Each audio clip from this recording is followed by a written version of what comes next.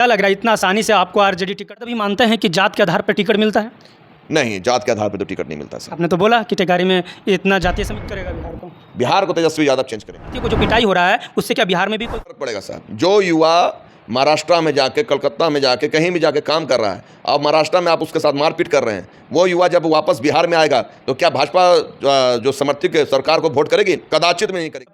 25 से 30 फिर से 25 से 30 बस हो गया नीतीश। इस सरकार जानबूझ के करती है, इसकी सरकार की ये सोच है, फूट डाल मायने रखता है। तो हमारा देश का 80% आबादी आपको चुनाव में हिस्सा ही नहीं लेता।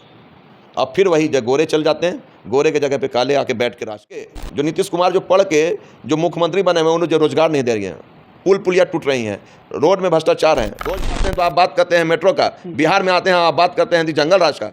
हैं, यंग हैं और आपके पिता भी वहाँ से विधायक रह चुके हैं। क्या लग रहा है कि इस वक्त अगर पार्टी आप पर अगर भरोसा दिलाएगी तो आप उस सीट को निकाल लेंगे? जमीकरण है, आरजेडी के पक्ष में है और हमारे पिताजी ने इतना 5 वर्षों में उतना काम किया है वहाँ कि वहाँ के लोग जो जन होते हैं, वहाँ के लोग हैं ने बोले थे आप आइए, आपके पिताजी के कर्म को देखते हुए हम लोग आपको सपोर्ट करेंगे। उसी को लेकर हम लोग टेकारी विधानसभा में चुनाव वहाँ के जितने भी पूर्व विधायक रहे हैं वो काम नहीं किया वहाँ? देखिए, काम नहीं किएगा। भ्रष्टाचार सरकार बनी, उन्होंने बहुत सारे वादा किया। आप देख लीजिएगा पूरा दिल्ली में वो तोड़ फोड़ कर रहे हैं। गरीब विरोधी सरकार है भाजपा का। आप जाइए महाराष्ट्र में जाइए, हिंदी भाषी को लेकर लगातार मारपीट खुलासा कर रहे हैं। मैं दावा कर किया जाता है। सरकार क्या कर रही है? सरकार पैसा ले रही है सर, और कौन लेगा? और बड़ा खुलासा करा और बड़ा आरोप भी लगा दिया कि सरकार पैसा लेती है। जी, आप जितना भी पोस्टिंग कर लीजिए, हर जगह ट्रांसफर हो, पोस्टिंग हो, उसके लिए सरकार पैसा लेती है, उनकी मंत्रियां पैसे।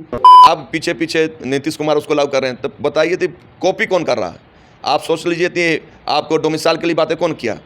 तेजस्वी जी ने। आप उसको लागू करने के लिए 200 यूनिट की बिजली बिल के बारे में कौन बोला? तेजस्वी जी। पेंशन के लिए जो बोला गया 1500 रुपया पेंशन होगा, वो 1100 रुपया कर दिया। तो ये कॉपी पेस्ट कौन कर रहे हैं? ये नीतीश कुमार की सरकार कर रही है। आपके नेता कह रहे हैं कि जो नीतीश सरकार है, एनडीए जो सरकार है, वो हमारे पीछे पीछे हम जैसे कर रहे हैं वैसे कर रहे हैं। क्या ये सच्चाई है या सिर्फ क्रेडिट ले रहे हैं?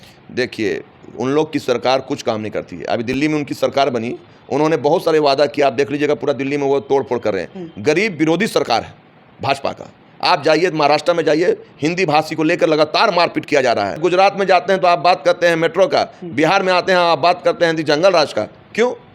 एक नेता ऐसे भी हैं जो कहते हैं कि देखिए तेजस्वी यादव और जो उद्धव ठाकरे हैं वो इंडिया गठबंधन के एक ओर हैं, यानी इंडिया गठबंधन में शामिल है। क्या तेजस्वी यादव क्यों नहीं फ़ोन करके उद्धव ठाकरे को मना करते हैं कि जो हिंदी भाषी के जो लोग हैं उसको मना करें, उसको नहीं पीटे? जो मराठी है उनको क्यों नहीं मना करते हैं? देखिए साहब, एक जान लीजिए, अगर तेजस्वी यादव की अगर भारत में सरकार होती तो मैं कहता हूँ उद्धव ठाकरे जैसे लोगों को कान पकड़ के तेजस्वी यादव सबक सिखा रहे होते हैं। सरकार किसकी है पूरे भारत में? भाजपा की। और वो भाजपा की सरकार महाराष्ट्र में किसकी है? भाजपा की। और हमारे यहाँ वोट कौन मांग रहा है? भाजपा मांगने आ रही है। और वहाँ पिटा कौन रहा है? बिहारी। क्यों नहीं उस पर रोका जा रहा है? क्यों नहीं? इसमें भाजपा के लोगों में, मंत्रियों में दम नहीं है? कान खींच के मारे।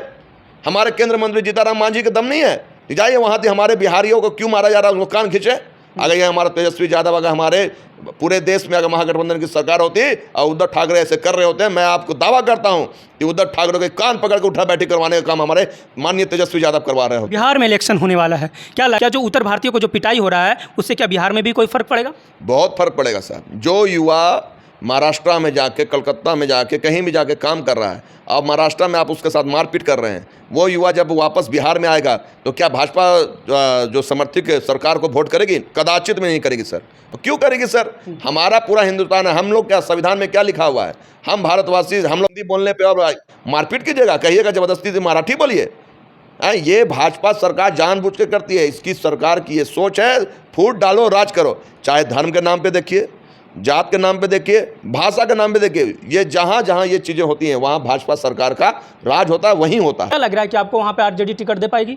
देखिए साहब, पहले पूर्व के दिनों में अगर आरजेडी से लास्ट विधायक हमारे पिताजी माननीय श्री महेश सिंह यादव जी ही रहे थे। उसके बाद आरजेडी से आज तक वहाँ से जीती नहीं है और वहाँ आरजेडी जीतेगी, इसके दावेदारी इसलिए हम लोग पेश कर रहे हैं क्योंकि वहाँ पे जो समीकरण है आरजेडी के पक्ष में है और हमारे पिताजी ने इतना 5 वर्षों में उतना काम किया है वहाँ कि वहाँ के लोग जो जन होते हैं, वहाँ के लोग हैं ने बोले थे आप आइए, आपके पिताजी के कर्म को देखते हुए हम लोग आपको सपोर्ट करेंगे।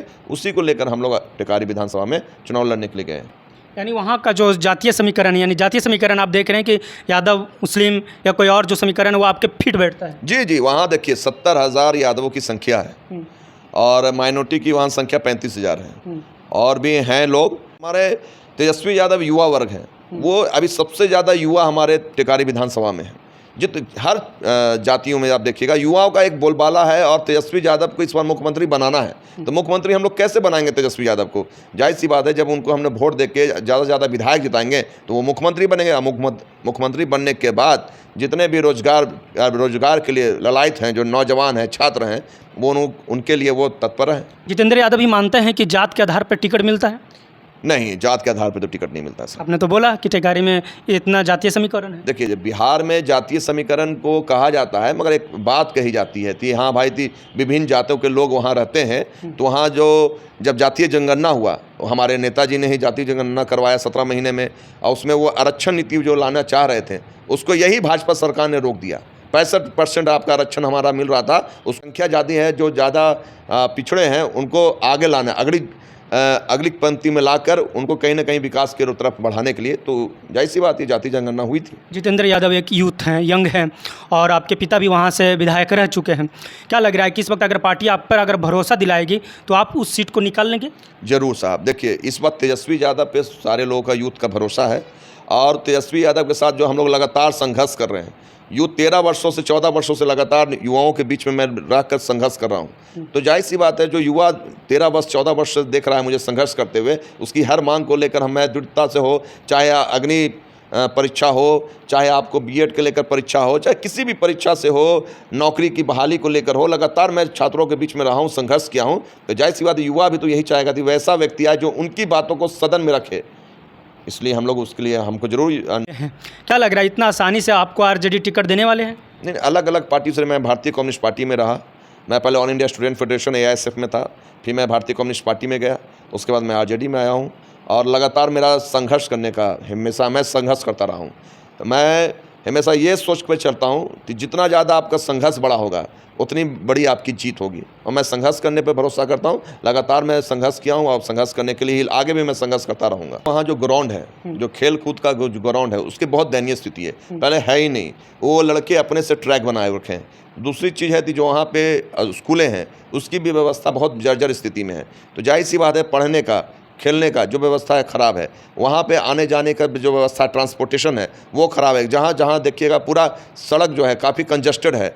आप बहुत जगह पे भ्रमण कीजिएगा तो आपको नज़र आएगा कि बहुत सारी रोड बहुत संक्रिय है, टूटी फूटी है, बरसातों में तो जाने लायक योग्य नहीं है। वहाँ पे जो लोग जाते हैं वो आधा घुटना भर का पानी में रहते हैं। तो ये सारी चीज़ों को मैं पूरा करने की कोशिश करूँगा। आप मानते हैं कि वहाँ के जितने भी पूर्व विधायक रहे हैं वो काम नहीं किया? वहाँ देखिए, काम नहीं किए गए, भ्रष्टाचार ज़्यादा है। जो वहाँ पे ठेकेदारी प्रथा जो चल गई इस सरकार में, कि अफसरशाही, कि हर चीज़ पे पैसा लेना, टेंडर पे पैसा लेना, फलना पे, इवन आप जान लीजिए CO हो, BDO हो, उसकी पोस्टिंग तक के लिए पैसा लिया जाता है वहाँ। बड़ा खुलासा कर रहे हैं। मैं दावा कर पोस्टिंग किया जाता है। सरकार क्या कर रही है? सरकार पैसा ले रही है सर, और कौन लेगा? और बड़ा खुलासा कर रहा है, और बड़ा आरोप भी लगा दिया कि सरकार पैसा लेती है। जी, आप जितना भी पोस्टिंग कर लीजिए, हर जगह ट्रांसफ़र हो, पोस्टिंग हो, उसके लिए सरकार पैसा लेती है, उनकी मंत्रियाँ पैसा लेते हैं।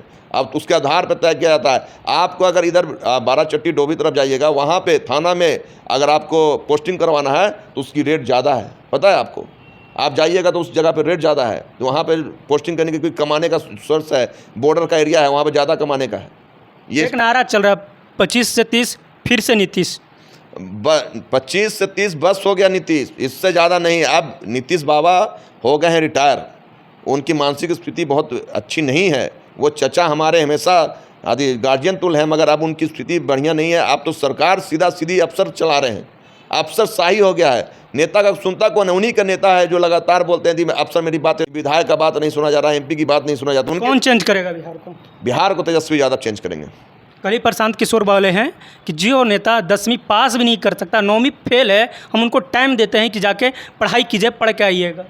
देखिए, अगर एजुकेशन मायने रखता तो हमारे संविधान में पहले ही उसको चिन्हित कर दिया जाता, लिख दिया जाता कि आप जो एजुकेटेड हो उन्हीं को हम वोट देंगे। उसके लिए तो PhD क्या मायने रखता है एजुकेशन के लिए? यदि आप सत्ता के लिए, आप जाहिर सी बात है, जो पढ़ा लिखा व्यक्ति नहीं है, क्या वो अपना घर नहीं चला रहा है? क्या वो देश नहीं चला रहा है? क्या पूर्व में नहीं चलाया? क्या पूरा बिहार नहीं चलाया? क्या ये सिर्फ प्रोपेगेंडा है कि हाँ भाई इन्होंने आदि डिग्री नहीं लिया तो इसके लिए तो इनको क्रिटिसिज्म किया जाता है। ये व्यक्तिगत प्रहार है। मुझे ये बताइए कि जो पढ़ के, जो नीतीश कुमार जो पढ़ के जो मुख्यमंत्री बने हुए, उन्हें जो रोजगार नहीं दे रही हैं, पुल पुलिया टूट रही हैं, रोड में भ्रष्टाचार है, रोज़ मर्डर हो रहा है, लगातार पास नहीं हुआ है और वो 17 महीने में आपको 4.5 लाख युवाओं को नौकरी देता है। कैसी सरकार चाहिए? हम तो नौकरी वाला सरकार चाहते हैं भैया। राजनीतिक में एजुकेशन मायने नहीं रखता? नहीं रखता है सर। आप सचिन तेंदुलकर देख लीजिए, इतना बड़ा मतलब गॉड ऑफ क्रिकेट कहा जाता है, उन्होंने वो 10वां पास नहीं किए, 10वीं फेल हैं वो। आप सोचिए, परियार देख लीजिए, इतना उदाहरक है, उन्होंने देखिए, आप तुलसीदास देख लीजिए, वो सारे लोग बहुत पढ़े लिखे नहीं थे, मगर जब वो समाज में चेतना लाने की बात हो, चीज़ों को लिखने की बात होते, उनसे बड़ा दार्शनिक कोई रहा नहीं है। तो आप कैसे बोल सकते थे पढ़ाई मायने करता है? यानी जो बाबा भीमराव अंबेडकर जी, वो बहुत माइंडेड थे। अगर उनको लगता कि पढ़ाई लिखाई अगर उतना मायने है जितना समाज सुधार में एक आम आदमी भी कर सकता है, तो वो कर देते, ऐसा मानना है आपका? जी जी, देखिए, जो हमारे बाबा भीमराव अम्बेडकर जी, अगर ये चीज़ें उनको लगती थी अगर एजुकेशन मायने रखता है, तो हमारा देश का 80% आबादी आपको चुनाव में हिस्सा ही नहीं लेता। और फिर वही गोरे चल जाते हैं, गोरे के जगह पे काले आके बैठ के राज कर रहे होते हैं।